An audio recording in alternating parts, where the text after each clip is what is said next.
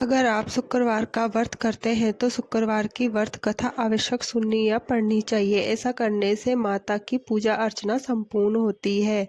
एक गांव में एक बुढ़िया रहती थी जिसके 7 बेटे थे। 6 बेटे कमाने वाले थे और एक बेटा निकम्मा था। बुढ़िया माँ 6 पुत्रों का झूठा 7वें पुत्र को देती। 7वां पुत्र एक दिन अपनी पत्नी से बोला, देखो मेरी माता का मुझ पर कितना प्रेम है। वह बोली, क्यों नहीं, सबका झूठा बचा हुआ तुमको खिलाती है। वह बोला, जब तक आंखों से न देखे मान नहीं सकता। पत्नी ने हंसकर कहा, देख लोगे तब तो मानोगे। कुछ दिन बाद बड़ा त्योहार आया। घर में 7 प्रकार के भोजन और चूरमा के लड्डू बने। वह पत्नी की बात को जांचने के लिए सिर दर्द का बहाना बनाकर पतला कपड़ा सिर पर ओढ़कर रसोई में जाकर सो गया और कपड़े में से सब देखता रहा। 6 भाई भोजन करने आए। उसने देखा माँ ने उनके लिए सुंदर सुंदर आसन बिछाए, 7 प्रकार की रसोई परोसी और आग्रह कर के उन्हें भोजन कराती रही। वह देखता रहा। 6 भाई भोजन कर उठ गए। तब माँ ने उनकी 5 थालियों में से लड्डुओं के टुकड़ों को उठाया और एक लड्डू बनाया। जूठन साफ कर माँ ने उसे पुकारा, उठ बेटा उठ, तेरे भाइयों ने भोजन कर लिया है, तू भी उठकर भोजन कर ले। उसने कहा, माँ मुझे भोजन नहीं करना, मैं परदेश जा रहा हूँ। माता ने कहा, कल जाना हो तो आज ही जा। वह बोला, हाँ हाँ जा रहा हूँ। यह कहकर वह घर से निकल गया। चलते समय उसे पत्नी की याद आई। वह गौशाला में कंडे थाप रही थी। वह जाकर बोला, मेरे पास तो कुछ नहीं है, यह अंगूठी है, सो ले लो और अपनी कोई निशानी मुझे दे दो। वह बोली, मेरे पास क्या है, यह गोबर भरा हाथ। यह कहकर पत्नी उसकी पीठ पर गोबर के हाथ की थाप मार दी। वह चल दिया। चलते चलते दूर देश में पहुंचा। वहां एक साहूकार की दुकान थी। वहां जाकर बोला, सेठ जी मुझे नौकरी पर रख लो। साहूकार को नौकर की सख्त जरूरत थी। साहूकार ने कहा, काम देखकर तनख्वाह मिलेगी। उसने कहा, सेठ जी जैसा आप ठीक समझे। उसे साहूकार के यहाँ नौकरी मिल गई। वह वहां दिन रात काम करने लगा। कुछ दिन में दुकान का लेन देन, हिसाब किताब, ग्राहकों के माल बेचना, सारा काम करने लगा। साहूकार के 7-8 नौकर थे। वे सब चक्कर खाने लगे, लेकिन उसने अपनी लगन, परिश्रम और ईमानदारी से सभी को पीछे छोड़ दिया। उसे अपने किए का फल मिला। सेठ ने भी उसका काम देख और 3 महीने में ही उसे मुनाफे में साझीदार बना लिया। परिश्रम करते करते 12 वर्ष में ही वह नगर का नामी सेठ बन गया और वह सेठ अपना सारा कारोबार उस पर छोड़कर बाहर चला गया। इधर उसकी पत्नी पर क्या बीती वह सुने। सास ससुर उसे दुख देने लगे। गृहस्थी का काम करवाकर उसे लकड़ी लेने जंगल में भेजते। इस बीच घर की रोटियों के आटे से जो भूसी निकलती उसकी रोटी बनाकर रख दी जाती और फूटे नारियल की नरेली में पानी दिया जाता। इस तरह दिन बीतते रहे। एक दिन वह जंगल में लकड़ी लेने जा रही थी। तब उसे रास्ते में बहुत सी स्त्रियां संतोषी माता का व्रत करती दिखाई दी। वह वहां खड़ी होकर पूछने लगी, बहनों ये तुम किस देवता का व्रत करती हो और इसके करने से क्या फल मिलता है? इस व्रत के करने की क्या विधि है? यदि तुम अपने इस व्रत की विधान मुझे समझा दोगी तो तुम्हारा बहुत बड़ा एहसान होगा। उसमें से एक स्त्री बोली, सुनो, यह संतोषी माता का व्रत है।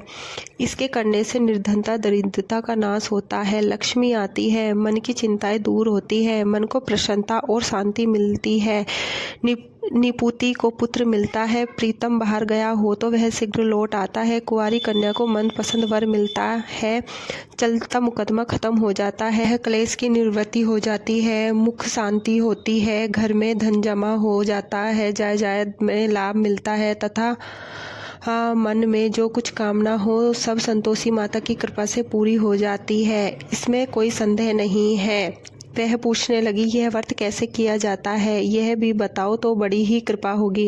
वह स्त्री कहने लगी, बिना परेशानी, श्रद्धा और प्रेम से जितना भी बन सके प्रसाद लेना। 5.25 पैसे से 5.25 आने तक, इससे भी ज़्यादा शक्ति हो और भक्ति के अनुसार गुड़ और चना लो। हर शुक्रवार को निराहार रहकर कथा सुनना और कहना। इस नियम बीच में नहीं टूटने चाहिए, लगातार नियम पालन से करना चाहिए। सुनने वाला कोई न मिले तो घी का दीपक जलाकर उसके आगे जल के पात्र को रख कर कथा कहना, परंतु नियम न टूटे जब तक कार्य सिद्ध न हो। नियम पालन करना और कार्य सिद्धि हो जाने पर व्रत का उद्यापन करना। 3 मास में माता पूरा फल प्रदान करती है। यदि किसी के ग्रह खोटे हैं भी तो माता 1 वर्ष में आवश्यक उसके अनुकूल करती है। कार्य सिद्ध होने पर ही उद्यापन करना चाहिए, बीच में नहीं। उद्यापन में 2.5 सेर आटे का खाजा तथा इसी अनुसार खीर तथा चने का साग बनाना, 8 बच्चों को भोजन कराना, जहाँ तक मिले देवर जेठ भाई बंधु कुटुंब के लड़के लेना, न मिले तो रिश्तेदार और पड़ोसियों के लड़के बुलाना, उन्हें भोजन कराना, यथाशक्ति दक्षिणा देना, माता का नियम पूरा करना। ध्यान रखना उस दिन घर में कोई खटाई न खाए। यह सुन वह वहाँ से चल दी। रास्ते में लकड़ी के बोझ को बेच दिया और उन पैसों से गुड़ चना ले माता के व्रत की तैयारी कर आगे चली। रास्ते में संतोषी माता के मंदिर में जा माता के चरणों में लौटने लगी, विनती करने लगी, माँ मैं दीन हूँ, निपट मूर्ख हूँ, व्रत के नियम कुछ नहीं जानती हूँ, मैं बहुत दुखी हूँ। हे माता मेरा दुख दूर कर मुझे अपनी शरण में ले। माता को दया आई। एक शुक्रवार बीता कि दूसरे शुक्रवार को ही उसके पति का पत्र आया और तीसरे शुक्रवार को उसका भेजा हुआ पैसा आ पहुंचा। यह देखकर जेठानी मुंह सिकोड़ने लगी, इतने दिनों बाद इतना पैसा आया, इसमें क्या बड़ाई है। लड़के ताने देने लगे। काकी के पास अब पत्र आने लगे, रुपए आने लगे। अब तो काकी की खातिर बढ़ेगी, अब तो काकी बुलाने से भी नहीं बोलेगी। बेचारी सरलता से कहती, भैया पत्र आए, रुपए आए तो हम सबके लिए अच्छा है। ऐसा कहकर आंखों में आंसू भरकर संतोषी माता के मंदिर में जा पहुंची। मातेश्वरी के चरणों में गिरकर रोने लगी। माँ मैंने तुझसे पैसा नहीं मांगा, मुझे पैसे से क्या काम, मुझे तो अपने सुहाग से काम है, मैं तो अपने स्वामी के दर्शन और सेवा मांगती हूँ। तब माता ने प्रसन्न होकर कहा, जा बेटी तेरा स्वामी जल्दी ही आएगा। यह सुन खुशी से बावली हो वह घर आकर काम करने लगी।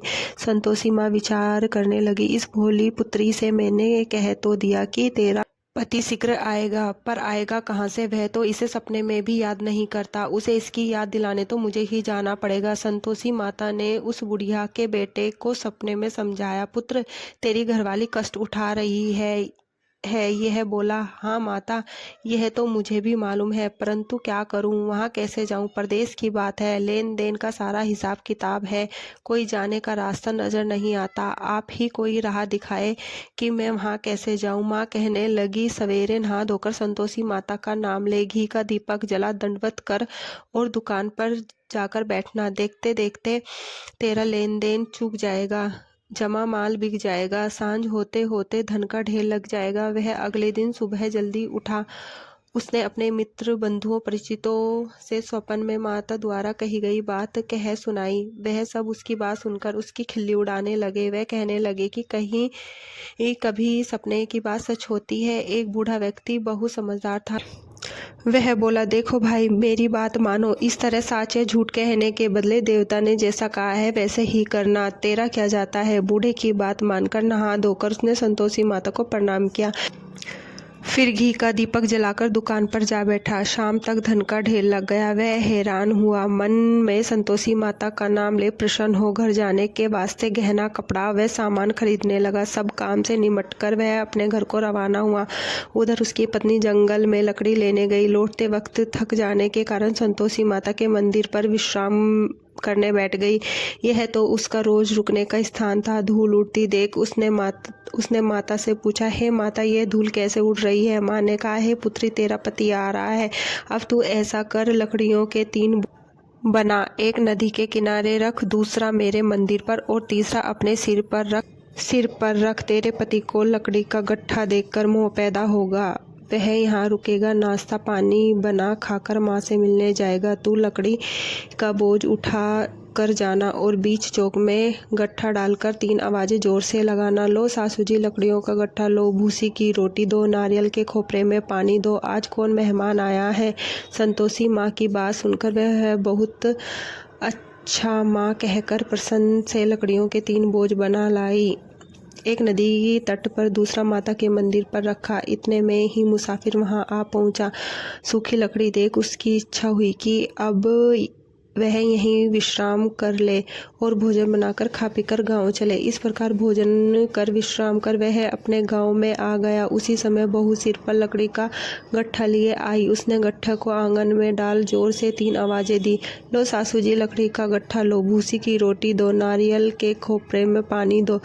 आज कौन मेहमान आया है? यह सुनकर सास ने अपने दिए हुए कष्टों को भुलाने के लिए कहा, बहू तू ऐसा क्यों कहती है? तेरा मालिक ही तो आया है।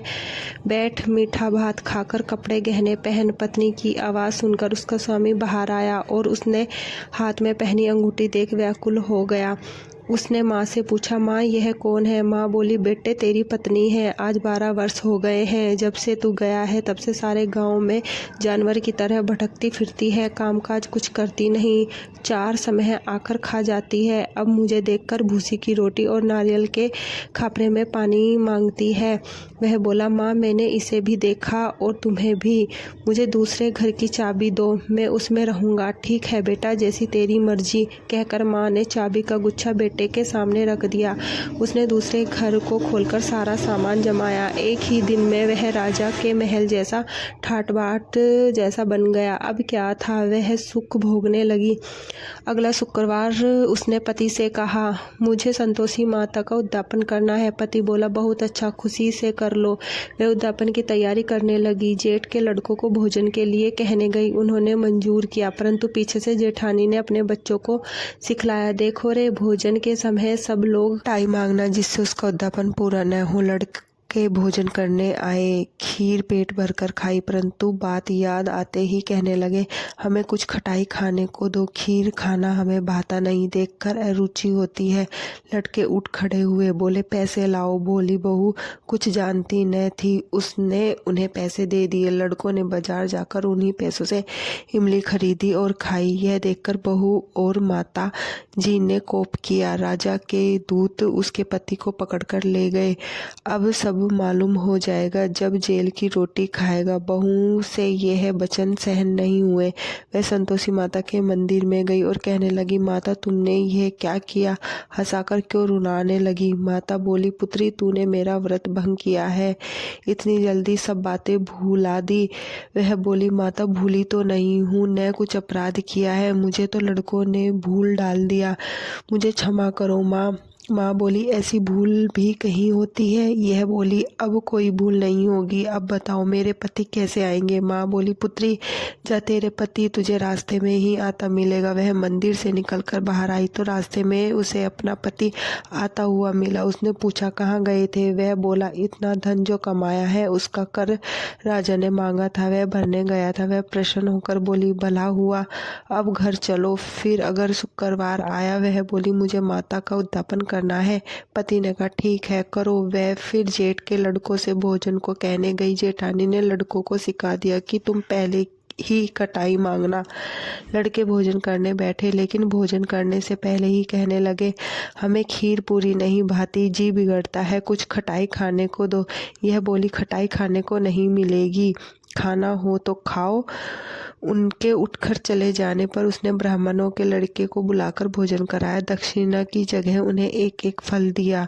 इससे संतोषी माता प्रसन्न हो गई। माता की कृपा से 9 माह बाद उसको चंद्रमा के समान एक सुंदर पुत्र प्राप्त हुआ। पुत्र को लेकर वह प्रतिदिन संतोषी माता के मंदिर जाने लगी। माँ ने सोचा कि यह रोज आती है, आज क्यों न मैं ही इसके घर चलूं, इसका आसरा देखूं तो सही। यह विचार कर माता ने भयानक रूप बनाया। गुड़ और चने सना मुख, ऊपर से मूंड के समान होठ, उस पर मक्खियां भिनभिना रही थी। दहलीज में पैर रखते ही उसकी सास चिल्लाई, देखो रे, कोई चुड़ैल डाकनी चली आ रही है, लड़को इसे भगाओ नहीं तो सबको खा जाएगी। बहू रोशनदान से देख रही थी।